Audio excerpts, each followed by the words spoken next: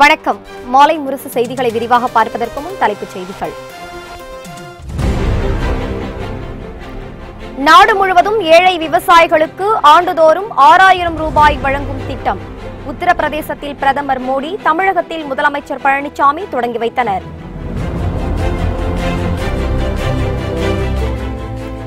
ஓட்டுக்கு லஞ்சம் கொடுக்கும் திட்டத்தை தொடக்கி வைக்கும் மோடி என ப. சிதம்பரம் விமர்சனம். விவசாய குடும்பத்துக்கு நாள் ஒன்றுக்கு 17 ரூபாய் வழங்குவது உதவித்தொகையா என கேள்வி.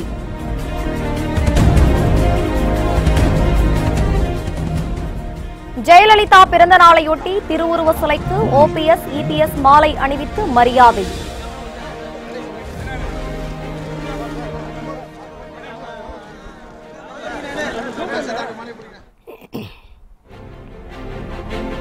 தமிழகம் முழுவதும் 71 லட்சம் மரக்கன்றுகள் நடும் திட்டத்தையும் தொடங்கி வைத்தனர்.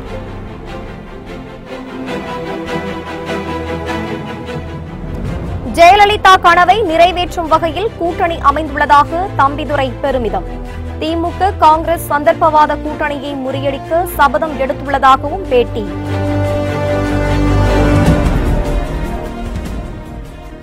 மக்களின் எதிர்பார்ப்பை நிறைவேற்றும் வகையில் அதிமுகவின் தேர்தல் அறிக்கை அமையும் என அமைச்சர் ஜெயக்குமார் உறுதி. GST கவுன்சில் கூட்டத்தில் 70 பொருட்களுக்கு வரி விதிப்பை குறைக்க வலியுறுத்தப் போவதாக பேட்டி.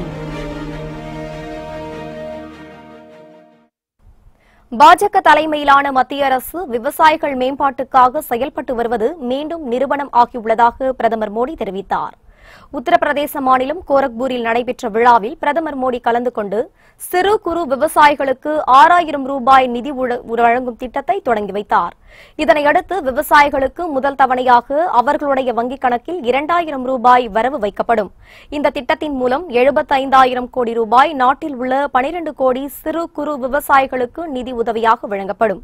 இந்த விழாவில் உத்தரப்பிரதேச முதலமைச்சர் யோகி ஆதித்யநாத், மத்திய வேளாண் துறை அமைச்சர் ராதா மன்மோகன் சிங், மத்திய நிதித்துறை இணை அமைச்சர் சிவ் பிரதாப் சுக்லா உள்ளிட்டோர் கலந்து கொண்டனர்.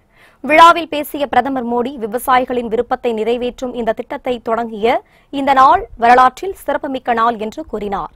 விவசாயிகளுக்கு உதவித்தொகை வழங்கும் இந்த திட்டத்தில் யாராவது அரசியல் செய்ய நினைத்தால் விவசாயிகளின் சாபம் அந்த அரசியல்வாதிகளின் வாழ்க்கையை அழித்துவிடும் என்றும் பிரதமர் மோடி தெரிவித்தார். மத்திய அரசு விவசாயிகள் மேம்பாட்டுக்காக பாடுபட்டு வருவது இதன் மூலம் மீண்டும் நிரூபணமாகியுள்ளதாக கூறிய பிரதமர் மோடி, விவசாயிகள் யாரும் தவறான வழிநடத்தலுக்கு உள்ளாக வேண்டாம் எனவும் கேட்டுக் கொண்டார். அரசு பணத்தை எடுத்து ஓட்டுக்கு லஞ்சம் கொடுக்கும் திட்டத்தை பிரதமர் மோடி இன்று தொடக்கி வைப்பதாக முன்னாள் மத்திய அமைச்சர் ப. சிதம்பரம் கடுமையாக விமர்சித்துள்ளார். இது தொடர்பாக அவர் தனது டுவிட்டரில், இன்று இந்திய ஜனநாயகத்திற்கு கருப்பு நாள் என குறிப்பிட்டுள்ளார்.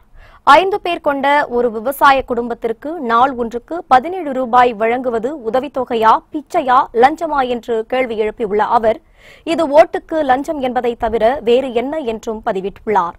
மோடி அரசு விவசாயத்தை 5 ஆண்டுகள் சீரழித்துவிட்டு இன்று ஒவ்வொரு விவசாய குடும்பத்திற்கும் 2000 ரூபாய் தரப்போவதாக தெரிவித்துள்ள ப. சிதம்பரம், அரசு பணத்தை எடுத்து ஓட்டுக்கு லஞ்சம் கொடுக்கும் திட்டத்தை பிரதமர் மோடி இன்று தொடக்கி வைக்கிறார் என்றும் விமர்சித்துள்ளார்.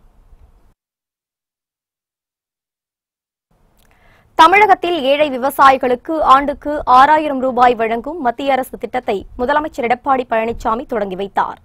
சென்னை கலைவாணர் அரங்கில் பிரதம மந்திரி கிசான் சம்மன் நிதி எனப்படும் மத்திய அரசு திட்டத்தை முதலமைச்சர் எடப்பாடி பழனிசாமி இன்று தொடக்கி வைத்து 15 பயனாளிகளுக்கு இந்த திட்டத்தின்படி முதல் தவணை விடுவிப்பு ஆணை வழங்கினார்.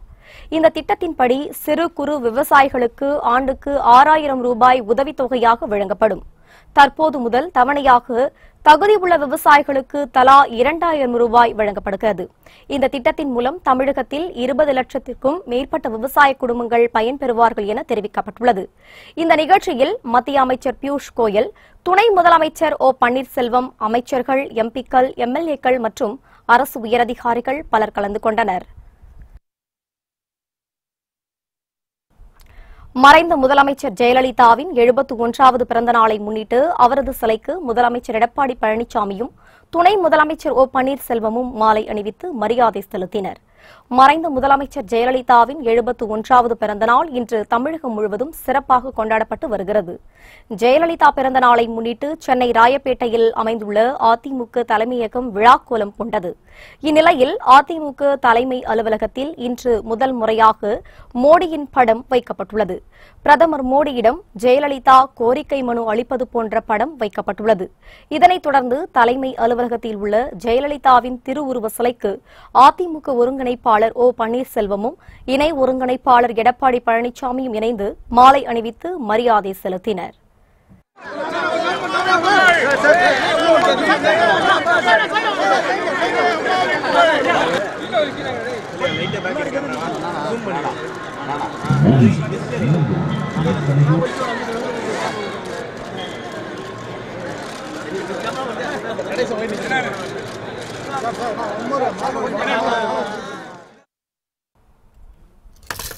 இதனைத் தொடர்ந்து அதிமுக தொண்டர்களும் பொதுமக்களும் இனிப்புகள் வழங்கப்பட்டன.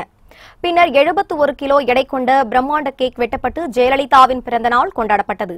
இந்த நிகழ்ச்சியில் அதிமுக அவைத் தலைவர் மதுசூதனுக்கு கட்சியின் சார்பில் இன்னோவா கார் ஒன்று பரிசளிக்கப்பட்டது. அதற்கான சாவியும் இன்று வழங்கப்பட்டது.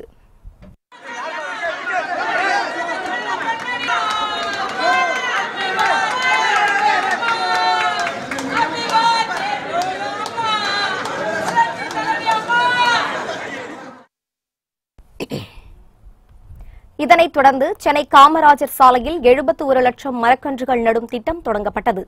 ஜெயலலிதா பிறந்தநாள் விழாவை முன்னிட்டு OPS, EPS ஆகியோர் மரக்கன்றுகள் நட்டு திட்டத்தை துவக்கி வைத்தனர். இந்நிகழ்ச்சியில் அமைச்சர்கள், சட்டமன்ற உறுப்பினர்கள் மற்றும் அதிமுக நிர்வாகிகள் ஆகியோர் கலந்து கொண்டனர். ஜெயலலிதா பங்களிப்பு தலைமுறைகள் கடந்தும் நினைவில் இருக்கும் என பிரதமர் மோடி புகழாரம் தெரிவித்துள்ளார். ஜெயலலிதாவின் 71வது பிறந்த நாளையொட்டி பிரதமர் மோடி தனது டுவிட்டரில் புகழாரம் தெரிவித்துள்ளார். பிரதமர் மோடி தனது டுவிட்டரில் தமிழகத்தின் வளர்ச்சிக்கு ஜெயலலிதா ஆற்றிய பங்களிப்பு தலைமுறைகளை கடந்தும் நினைவில் நிற்கும் என பதிவிட்டுள்ளார். மிகச்சிறந்த ஆளுமை திறன் கொண்டவர், மாபெரும் தலைவர் என்று குறிப்பிட்டுள்ள பிரதமர் மோடி, ஜெயலலிதா ஏற்படுத்திய நலத்திட்டங்களால் எண்ணற்ற ஏழைகள் பயனடைந்துள்ளனர் எனவும் பதிவிட்டுள்ளார். ஜெயலலிதா கனவை நிறைவேற்றும் வகையில் கூட்டணி அமைக்கப்பட்டுள்ளதாக மக்களவை துணை சபாநாயகரும் அதிமுக கொள்கை பரப்பு செயலாளருமான தம்பிதுரை தெரிவித்துள்ளார். சென்னை விமான நிலையத்தில் செய்தியாளர்களை சந்தித்து பேசிய அவர், திமுக காங்கிரஸ் சந்தர்ப்பவாத கூட்டணியை முறியடிக்க சபதம் எடுத்துள்ளதாகவும் குறிப்பிட்டுள்ளார். இந்த ஆண்டு எங்களுக்கு ஒரு வெற்றி தருகிற ஒரு நல்நாளாக அமையும். அம்மா அவர்கள் என்ன கனவு கண்டார்களோ அந்த கனவை நிறைவேற்ற வகையில் அமைக்கப்பட்ட இந்த கூட்டணியானது திமுக காங்கிரஸ் சந்தர்ப்பவாத கூட்டணியை முறியடிக்கும். அதுதான் எங்களுடைய அம்மா பிறந்த நாளில் எடுக்கின்ற ஒரு சபதமாக நாங்கள் இருக்கிறோம். அதன் காரணமாக தமிழ்நாட்டிற்கு பல நல்ல திட்டங்கள் வருவதற்கு வாய்ப்புகள் இருக்கின்றன. திமுக ஆட்சிக்கு வந்ததும் ஜெயலலிதா மரணம் குறித்து விசாரணை நடத்தி குற்றவாளிகள் தண்டிக்கப்படுவார்கள் என மு.க.ஸ்டாலின் தெரிவித்துள்ளார்.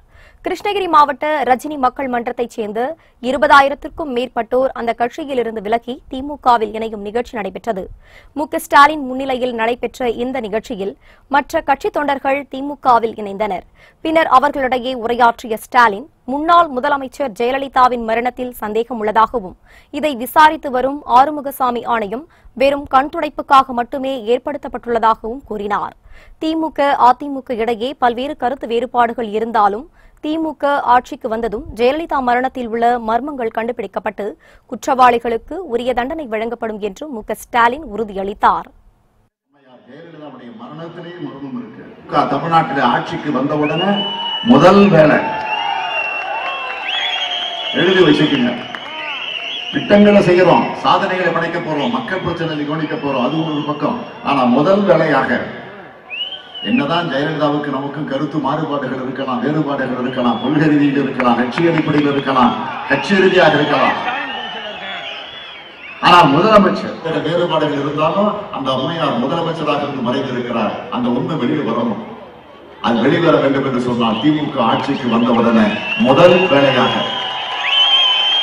முறையான விசாரணை நடத்தப்பட்டு யாரு குற்றவாளிகள் என்பதை கண்டுபிடிச்சு நாட்டுக்கு அடையாளம் காட்டுவது மட்டுமல்ல, முதல்ல அவங்களை பிடிச்சி சிறைகளை கொண்டு போய் அடைத்து வைப்பதுதான் முதல் வேலை. தமிழக மக்களின் எதிர்பார்ப்பை நிறைவேற்றும் வகையில் அதிமுகவின் தேர்தல் அறிக்கை அமையும் என அமைச்சர் ஜெயக்குமார் உறுதியளித்துள்ளார்.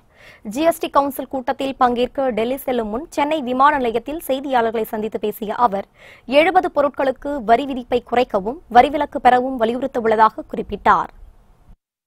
70 சரக்குகள், அதாவது கமாடிட்டிஸ் பொருட்கள் மீதான வரியை சில பொருட்களுக்கு வரி விலக்கு அளிக்கணும், சில பொருட்களுக்கு வரி குறைப்பு செய்யணும் அப்படின்றத நம்ம தொடர்ந்து வலியுறுத்துறோம். இந்த தீப்பெட்டி தொழிற்சாலைகள், அந்த தொழிற்சாலைகள் பொதுவாகவே வேலை வாய்ப்பு அதிகம் உருவாக்கக்கூடிய ஒரு தொழிற்சாலை, வேலை வாய்ப்பு அளிக்கக்கூடிய ஒரு தொழிற்சாலை. குறிப்பாக விருதுநகர் மாவட்டம் ஒரு அங்கு உள்ள ஏழை எளிய மக்களுடைய வாழ்வாதார பிரச்சனை 12% இருக்க வேண்டும் என்பது அவங்களுடைய கோரிக்கை. எனவே அந்த 12% வரி இருக்க வேண்டும் என்பதற்காக முழுமையானவருக்கு அழுத்தம் அதற்கு இந்த கூட்டத்திலே கொடுக்கப்படும். தமிழக முன்னேற்றத்தில் அதிக அக்கறை கொண்ட கட்சிகளுடன் தான் கூட்டணி அமையும் என மக்கள் நீதி மய்யம் தலைவர் கமல்ஹாசன் தெரிவித்துள்ளார். சென்னை விமான நிலையத்தில் செய்தியாளர்களை சந்தித்து பேசிய அவர் தேர்தலில் போட்டியிடுவது குறித்து கூறுவதற்கு இன்னும் கால அவகாசம் உள்ளதாகவும் குறிப்பிட்டார்.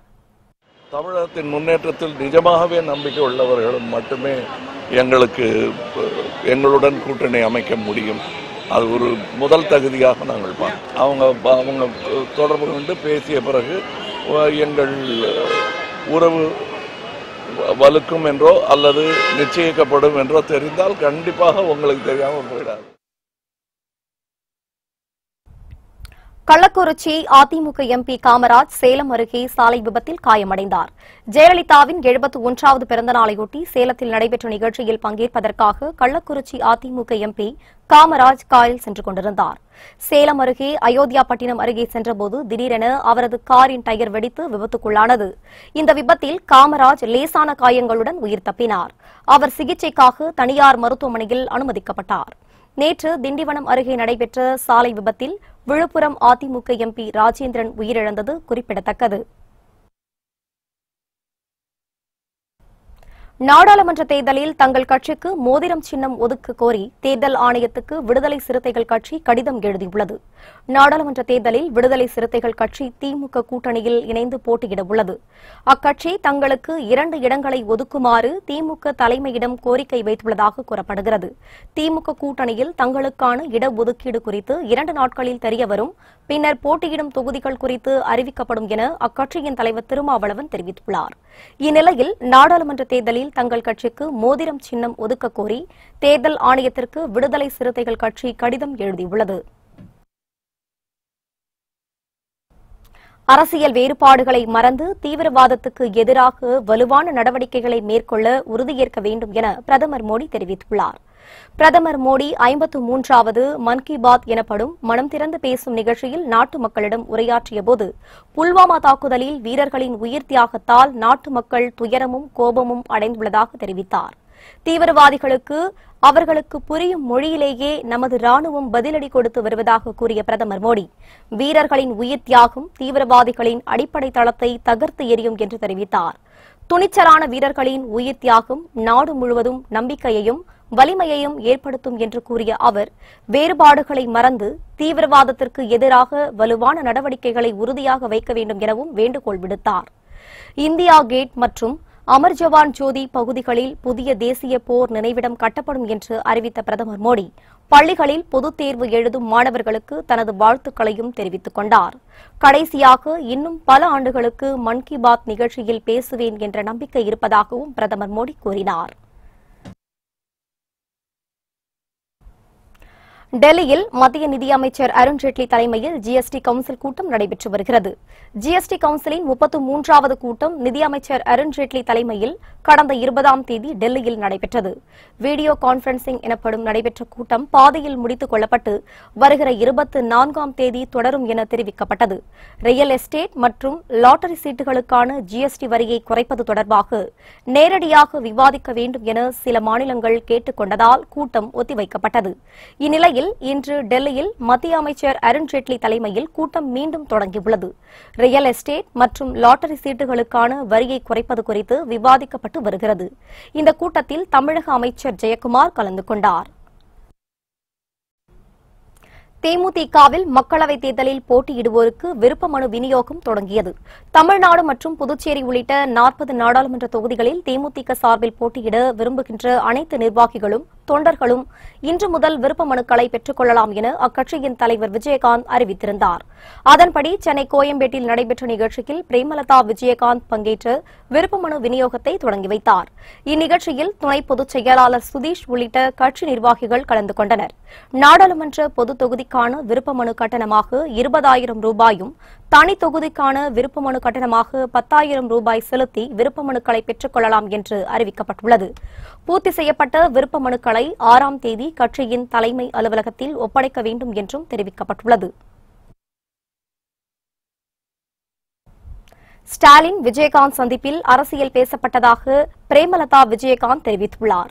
தேமுதிக மாவட்ட செயலாளர்களுடனான ஆலோசனைக் கூட்டத்துக்கு பின் செய்தியாளர்களுக்கு பேட்டியளித்த அவர், நாடாளுமன்ற தேர்தலில் 3வது அணி உருவாக வாய்ப்பில்லை என்றும் உரிய இடங்களை வழங்கும் கட்சியுடன் கூட்டணி அமைப்போம் என்றும் கூறினார். 2 கட்சிகளும் 2 பக்கமும் ஆல்ரெடி இருக்காங்க. சோ 3வதாக ஒரு அணி அமைப்பதற்கு வாய்ப்பு இல்லை. ஏன்னா இப்ப நடக்க போறது தமிழ்நாட்டுக்கான தேர்தல் இல்லை, இப்ப நடக்க போவது இந்தியாவிற்கான தேர்தல்.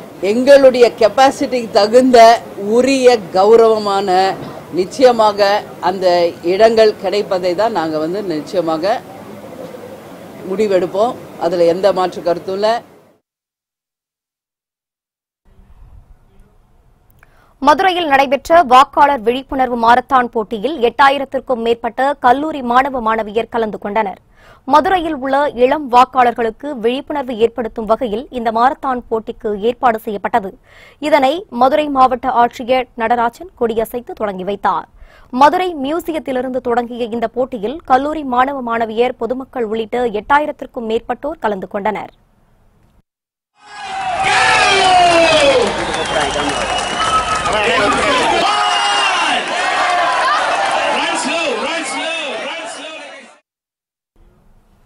இதனையடுத்து போட்டியில் வெற்றி பெற்ற மாணவ மாணவியருக்கு பதக்கமும் பரிசும் வழங்கப்பட்டது.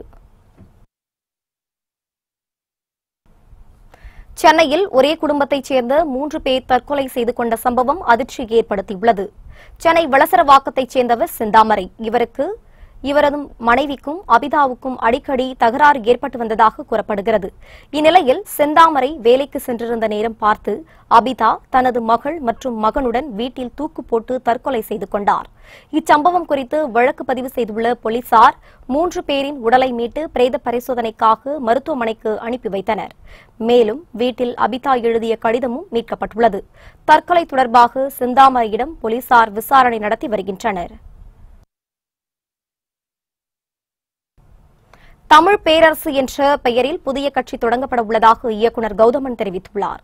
சென்னையில் செய்தியாளர்களை சந்தித்து பேசிய அவர், தமிழக உரிமையை மீட்டெடுக்கப் போவதாகவும் உறுதியளித்தார். அரசியல் சக்தியாக தலை நிமிர்கிறோம். எங்களுடைய கட்சியின் பெயர், இன்னைக்கு எங்களுடைய அலுவலகத்தை எங்களுடைய மதிப்பிற்குரிய தமிழினத்தின் பேர் அடையாளங்களான எங்களுடைய ஐயா பொற்கோ அவர்கள் திறந்து வச்சிருக்காங்க. தமிழ் பேரரசு என்கிற கட்சியை அவர்கள் தொடங்கி வச்சிருக்காங்க. நாங்கள் தொடர்ந்து பயணித்து அருந்து போகாத நம்பிக்கையோட எங்கள் இனத்தின் உரிமைகளை மீட்டெடுப்போம். சிவகாசியில் பட்டாசு தொழிற்சாலையை பாதுகாக்க வலியுறுத்தி மாணவ மாணவிகளும் பெற்றோர்களும் கிடாத்தான் ஓட்டம் நடத்தி பிரச்சாரத்தில் ஈடுபட்டனர். உச்சநீதிமன்ற இடைக்கால உத்தரவின் காரணமாக விருதுநகர் மாவட்டம் சிவகாசியில் 100 நாட்களுக்கும் மேலாக பட்டாசு தொழிற்சாலைகள் மூடப்பட்டுள்ளன. இதனால் 8 லட்சம் தொழிலாளர்கள் பாதிக்கப்பட்டுள்ளனர். இதனால் சிவகாசியின் பொருளாதாரமே பாதிக்கப்பட்டுள்ளது. பல்வேறு கட்ட போராட்டங்கள் நடத்தியும் மத்திய மாநில அரசுகள் சரிவர நடவடிக்கை எடுக்காததால் எந்த தீர்வும் எட்டப்படவில்லை. இந்நிலையில் சிவகாசி வட்டாரத்தைச் சேர்ந்த 4 வயது முதல் 15 வயது வரையிலான 6000 பள்ளி மாணவ மாணவிகளும் 4000 பெற்றோர்களும் கலந்து கொண்ட கிடாத்தான் ஓட்டம் நடைபெற்றது. பட்டாசு தொழிலை பாதுகாக்க மத்திய மாநில அரசுகள் முன்வர வேண்டும் என வலியுறுத்தப்பட்டன. ஃபேக்டரிக்கு ரொம்ப பிரச்சனையா இருக்கு. சில பேர் ரொம்ப போராடிக்கிட்டு இருக்காங்க. அதுக்காண்டி நாங்கள் 6000 ஸ்டூடெண்ட்ஸ் மாரத்தான் ரேஸ் ஓடணும். இதை பார்த்தாலும் கவர்மெண்ட் ஏதாவது முயற்சி எடுத்து பட்டாசு ஃபேக்டரி ஓப்பன் பண்ணுறவங்கிறதுக்கு தான் எங்களுடைய நோக்கம். அதுக்காண்டி தான் நாங்கள் 6000 ஸ்டூடெண்ட்ஸ் ஓடி இருக்கோம். பட்டாசு ஃபேக்டரியை திறக்கணும், எல்லாருக்கும் வேலை கொடுக்கணும். முன்னாள் முதலமைச்சர் ஜெயலலிதா பிறந்தநாளையொட்டி ஏற்பாடு செய்யப்பட்டிருந்த கொடிக்கம்பத்தில் மின்சாரம் தாக்கியதில் அதிமுக இளைஞர் பரிதாபமாக உயிரிழந்தார். சென்னை அடுத்த பள்ளிக்கரணையில் உள்ள விஜிபி சாந்தி நகரைச் சேர்ந்தவர் பாபு. 32 வயதான இவர் அதிமுக இளைஞர் அணியைச் சேர்ந்தவர். பள்ளிக்கரணையில் ஜெயலலிதாவின் 71வது பிறந்த நாளை கொண்டாடும் வகையில் பாபு மற்றும் 3 நண்பர்கள் ஏற்பாடு செய்து வந்தனர். இந்நிலையில் இன்று காலை 4 பேரும் சேர்ந்து வஉசி தெருவில் புதியதாக அதிமுக கொடி கம்பம் நடும்போது எதிர்பாராத விதமாக மின்சாரம் பாய்ந்தது. இதை பார்த்த பாபுவின் நண்பர்கள் 3 பேரும் கம்பத்தை தள்ளிவிட்டு சென்றனர். பாபு கொடி கம்பத்தை பிடித்தவாறு நின்றதால் உடல் கருகி உயிரிழந்தார். பாபுவுக்கு 8 வயதில் ஒரு மகனும் 3 வயதில் ஒரு மகளும் உள்ளனர். தகவல் அறிந்து சம்பவ இடத்திற்கு வந்த போலீசார் உடலை கைப்பற்றி குரோம்பேட்டை மருத்துவமனைக்கு பிரேத பரிசோதனைக்காக அனுப்பி வைத்தனர். இச்சம்பவத்தால் அதிமுகவினர் அனைவரும் சோகத்தில் ஆழ்ந்துள்ளனர்.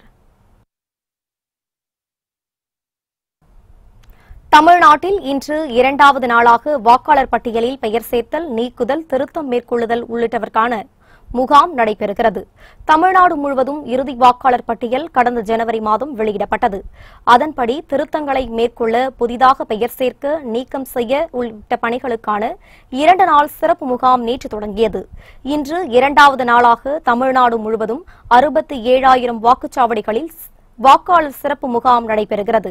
இந்த வாக்காளர் சிறப்பு முகாம் மாலை 5:30 மணி வரை நடைபெறுகிறது. முதல் நாள் முகாமில் மிகுந்த ஆர்வத்துடன் பங்கேற்ற வாக்காளர்களிடம் இருந்து 2,21,000 பேரிடமிருந்து விண்ணப்பங்கள் பெறப்பட்டிருப்பதாக அறிவிக்கப்பட்டுள்ளது. உடல்நலக்குறைவால் அவதிப்பட்டு வரும் கோவா முதலமைச்சர் மனோகர் பாரிக்கர் மீண்டும் மருத்துவமனையில் அனுமதிக்கப்பட்டுள்ளார். கோவாவில் முதல்வர் மனோகர் பாரிக்கர் தலைமையிலான பாஜக கூட்டணி ஆட்சி நடக்கிறது. கணைய புற்றுநோயால் அவதிப்பட்டு வரும் பாரிக்கர் இந்த ஆண்டு துவக்கத்தில் அமெரிக்கா சென்று சிகிச்சை பெற்று திரும்பினார். சில மாதங்களுக்கு முன் மீண்டும் உடல்நிலை பாதிக்கப்பட்டதால் டெல்லி எய்ம்ஸ் மருத்துவமனையில் சிகிச்சை பெற்றார். இதனையடுத்து கோவா தலைநகர் பனாஜியில் தன் வீட்டில் தங்கி ஓய்வெடுத்து வந்தார். இந்நிலையில் மனோகர் பாரிக்கர் உடல்நலக் குறைவு காரணமாக மீண்டும் கோவாவில் உள்ள மருத்துவக் கல்லூரி மருத்துவமனையில் அனுமதிக்கப்பட்டுள்ளார். அவரது உடல்நிலை சீராக உள்ளதாகவும் தீவிர மருத்துவ கண்காணிப்பில் இருந்து வருவதாகவும் மருத்துவர்கள் தெரிவித்துள்ளனர். அசாமில் கள்ளச்சாராயம் குடித்து உயிரிழந்த தொழிலாளர்களின் எண்ணிக்கை 114ஆக உயர்ந்துள்ளது. அசாம் மாநிலம் கோலாகாட் மாவட்டத்தில் சல்மாரா என்ற தேயிலை தோட்டம் உள்ளது. இங்கு பணிபுரியும் தொழிலாளர்கள் கடந்த வியாழக்கிழமை சட்டவிரோதமாக விற்பனை செய்யப்பட்ட கள்ளச்சாராயத்தை வாங்கி குடித்தனர். இதனையடுத்து அன்று இரவே அவர்களில் பலர் வாந்தி மயக்கம் ஏற்பட்டு மருத்துவமனையில் அனுமதிக்கப்பட்டனர். குறைந்த விலையில் விற்கப்பட்ட கள்ளச்சாராயத்தால் நச்சுத்தன்மை அதிகமாக இருந்ததால் ஊழியர்கள் அடுத்தடுத்து உயிரிழந்தனர். தற்போது பலியானோரின் எண்ணிக்கை 114ஆக உயர்ந்துள்ளது. மேலும் பலர் ஜோர்காட் மருத்துவக் கல்லூரி மருத்துவமனையில் சிகிச்சை பெற்று வருகின்றனர். இச்சம்பவம் குறித்து விசாரணை நடத்த அசாம் அரசு உத்தரவிட்டுள்ளது. மேலும் கள்ளச்சாராயம் விற்பனை செய்தது தொடர்பாக இதுவரை 10க்கும் மேற்பட்டோரை போலீசார் கைது செய்துள்ளனர்.